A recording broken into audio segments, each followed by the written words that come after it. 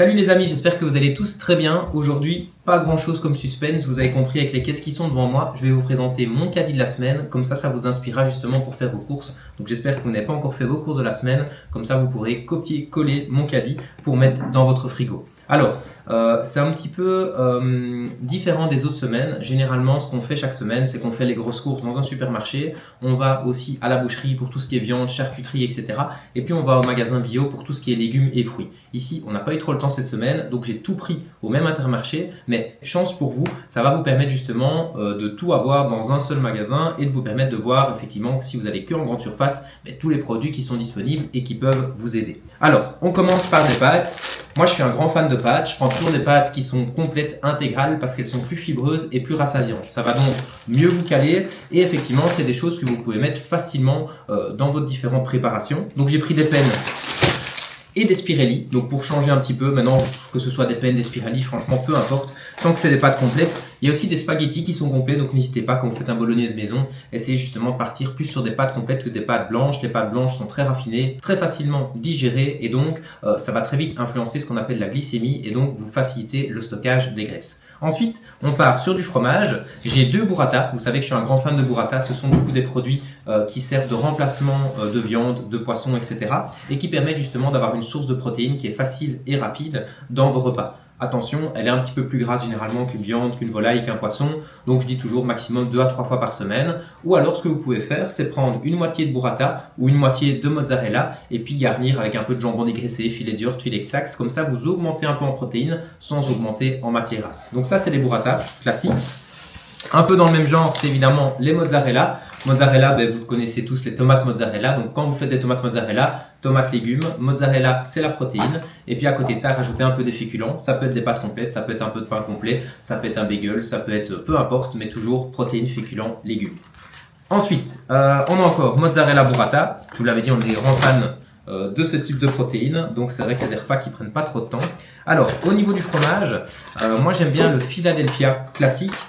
C'est du Philadelphia nature. C'est du fromage du coup qui est normal, c'est pas du fromage allégé ou light, et donc j'en mets un petit peu moins sur ma tartine, mais je préfère toujours qu'on aille vers du fromage qui est classique que d'aller vers un fromage qui va être réindustrialisé plusieurs fois pour baisser en matière grasse, dilué à l'eau et qui va pas avoir de goût justement dans la bouche. Donc prenez un fromage classique que vous aimez et que vous mettrez sur vos tartines, notamment le matin, parce qu'au petit déjeuner, on conseille toujours de manger plutôt salé que sucré.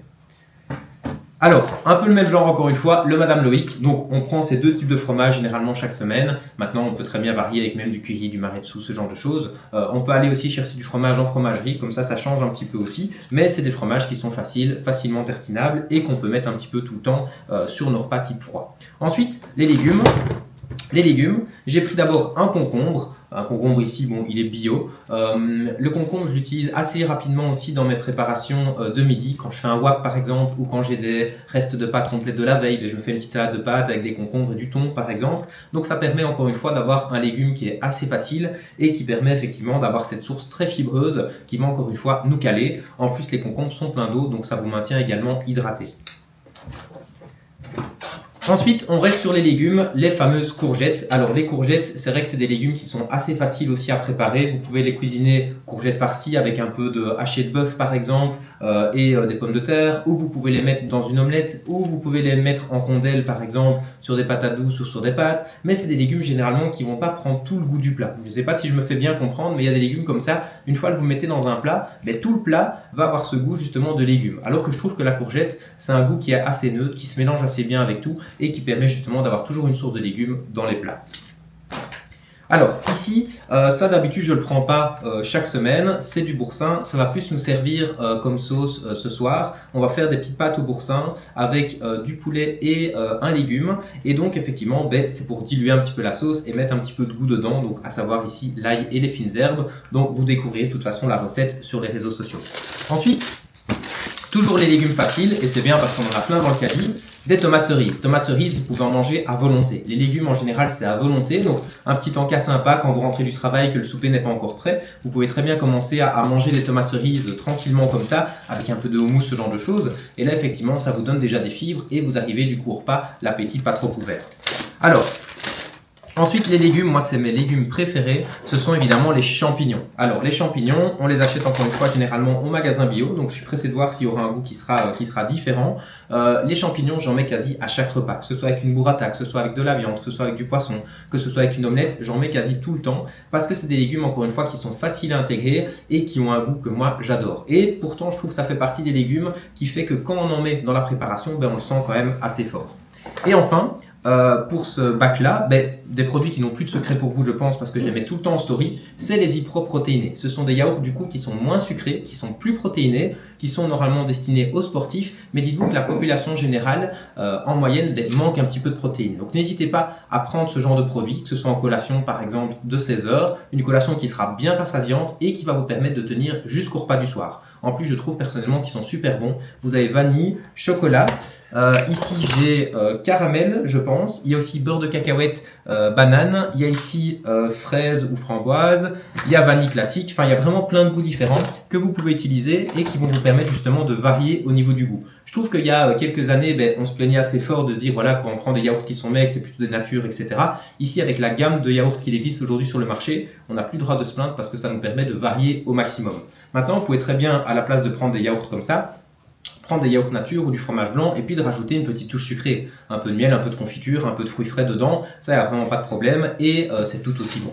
Ensuite, le saumon, ça vous savez, je suis un grand fan de saumon aussi, j'en consomme assez régulièrement, c'est du poisson qui est plus gras, mais ce sont des bonnes matières grasses, c'est-à-dire que ces matières grasses-là, ce sont ce qu'on appelle les oméga 3. Les oméga 3, c'est bon pour votre cerveau, pour votre organisme, pour vos défenses immunitaires, pour plein de choses, donc n'hésitez pas à les consommer. Moi je le prends souvent en wrap, ou en bagel, ou en tartine, ou dans une salade, ce genre de choses, et encore une fois, c'est une protéine qui est assez facile à intégrer. Donc, je vais déjà ranger un petit peu ça. Alors, ensuite, pour ici, c'est plus des féculents. Ce seront des bagels. Des bagels, bon, vous savez, ça reste quand même assez industriel. Maintenant, ceux-ci sont avec des graines, donc c'est toujours mieux que rien, on va dire. Mais encore une fois, ce sont des repas qui sont plutôt faciles à intégrer. Vous pouvez justement, quand vous n'avez pas trop le temps, pour changer un petit peu du repas froid type tartine, prendre un petit bagel avec une petite omelette ou avec du saumon ou avec un peu d'émincé de poulet, ce genre de choses, et puis de rajouter un petit légume dedans. Ça vous fait toujours un repas qui est facilement complet. Ensuite ici j'ai pris du pain, généralement je le prends en boulangerie encore une fois, là c'est du pain multi-épeautre je pense, donc une sorte de pain complet. Quand vous êtes devant les rayons, prenez un pain qui est le plus gris possible, le plus brunâtre, le plus foncé, évitez tout ce qui est pain blanc, pain de mie, ce genre de choses parce que là effectivement c'est encore plus industriel et ça va justement encore une fois très vite être digéré et donc très vite être stocké. Surtout que ça va pas vous donner une énergie qui sera durable sur la journée, vous allez notamment connaître des coups de pompe, des coups de fatigue, etc. Alors qu'avec des pains qui sont plus fibreux, c'est toujours mieux évidemment d'aller en boulangerie pour des pains très complets qui vont justement vous permettre d'être bien calé et de vous sentir en forme toute la journée. Alors ici, des viandes, ici j'ai du poulet, j'ai du steak haché ici et j'ai du filet de York, enfin une sorte de bacon allégé qui n'est pas trop gras. Petit tips pour les charcuteries, regardez toujours le blanc qu'il y a sur les charcuteries. Quand c'est une charcuterie où il n'y a pas beaucoup de blanc, généralement elle n'est pas très grasse. C'est-à-dire que prenez par exemple, je sais pas, du salami, vous avez plein de points blancs sur le salami. Tout ça c'est du gras qui sont dans la viande, dans la charcuterie. Alors que quand vous prenez du filet de Saxe, filet d'York, vous voyez qu'il y a généralement un petit peu de blanc que vous pouvez enlever. Pareil pour le jambon de Parme, vous voyez que généralement il y a beaucoup de blanc aussi dans l'assiette. Tout ça c'est de la matière grasse et donc ça fait gonfler l'impact calorique. Enfin, ici, on va parler un peu de fruits. J'ai pris des oranges papillons. Alors, celle-là, c'est vraiment mon coup de cœur des oranges. Je les prends toujours celle-là, je ne sais pas pourquoi. Depuis mon enfance, ça a toujours été les oranges papillons. Et je les trouve très bonnes, très sucrées naturellement, etc. Ça, c'est justement idéal, par exemple, comme petit déjeuner, en complément du petit déjeuner. C'est des sources de fruits qui sont très riches en vitamine C. Et la vitamine C, elle joue un rôle dans la fatigue et dans l'immunité. Donc, ça vous met vraiment un petit coup de boost au niveau de la journée, qui est vraiment pas mal. Enfin, ici, j'ai des pommes. Bon, ça, vous le savez, les pommes, entre guillemets, c'est bon pour la santé. C'est toujours la collation un petit peu idéale. Quand on n'a pas trop d'idées ou quand on veut mettre dans son yaourt ou dans ses céréales, ça passe toujours assez bien. Enfin, j'ai pris des maïs bio, ici aussi. Je sais pas pourquoi je les ai pris, j'avais envie d'intégrer ça dans mes différentes préparations. Et ça permet encore une fois d'avoir une source de légumes qui est assez facile. Alors, ici, j'ai également des Babybel. Bon, tout le monde connaît un peu les Babybel, hein, ça remonte un petit peu à l'enfance également. Et généralement, c'est ce que je prends en complément de ma tartine de fromage frais. Je prends toujours un petit Babybel en plus pour l'aspect un petit peu croquant. Et je trouve que ça cale assez bien. Et puis, c'est pas catastrophique au niveau des valeurs. Ça reste du fromage industriel, mais c'est pas trop gras, donc c'est ok. Si on en prend un par jour, c'est ok encore une fois. Et enfin, j'ai pris du thon. Le thon, encore une fois, une protéine assez facile. Attention évidemment aux métaux lourds, n'en consommez pas trop régulièrement non plus. Essayez de varier évidemment votre source de protéines. Mais dites-vous que il y a des scandales parfois qui arrivent au niveau de l'alimentation. Mais dites-vous que chaque élément de l'alimentation sera porté un jour ou l'autre à un scandale. Si c'est les pesticides dans les fruits, dans les légumes, ça peut être effectivement les antibiotiques dans les viandes, ça peut être le métaux lourd dans les poissons, ça peut être les dérèglements hormonaux liés aux produits laitiers, etc. Tout ça, ça existe, c'est ok, et le but c'est de varier un maximum ce qu'on mange pour un petit peu avoir affaire à différents toxiques malheureusement, mais qui soient le plus différents possible pour pas que ça s'accumule. C'est-à-dire que si vous mangez que de la viande ou si vous mangez que du poisson, là ce sera beaucoup plus à risque que de manger un petit peu de tout pour justement bénéficier des qualités des différents éléments et ne pas justement avoir une accumulation d'un seul même toxique. Donc, voilà pour mon caddie de la semaine. J'avais encore évidemment des petites choses dans le frigo, notamment des petites clémentines, des petits CCML allégés. Au niveau des boissons, j'ai de la grenadine 0% ou de la San Pellegrino ou des autres eaux pétillantes ou plates, etc. Mais j'essaye de ne pas acheter de soda à la maison parce qu'effectivement, sinon j'en bois trop, surtout du soda zéro, les coca zéro, etc. Donc, j'essaye de boire uniquement de l'eau à l'appartement. Et puis, quand je suis en déplacement, là, je prends souvent un coca zéro au restaurant ou quoi. Ça permet toujours d'avoir ce petit goût plaisir aussi qui est différent de l'eau. Donc, n'hésitez pas à vous inspirer de ce caddie. Dites-moi en commentaire si vous-même vous utilisez plutôt le système Collect and Go, si vous allez faire des courses et qu'est-ce qui fait partie de vos courses hebdomadaires. Et on se retrouve très bientôt pour une vidéo diététique. À bientôt.